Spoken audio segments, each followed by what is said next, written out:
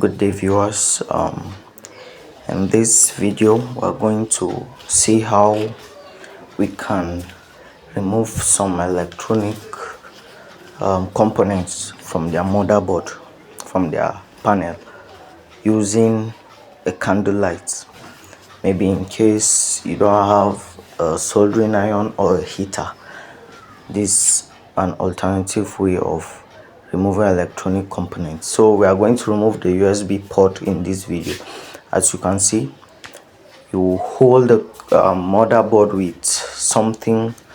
In this video I prefer using plier, and then at the other hand you hold a tool called, we call it the picking tool, so that when you hit the component from where it is being joined with the board, then you pick it off. As you can see, simple as that.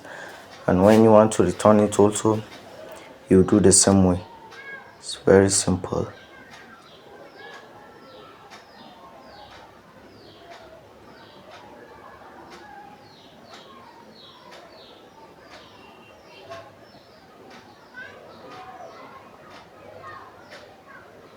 When you return it back to the motherboard, make sure you press it to the position it was, and then hold it for just little time on the candle light.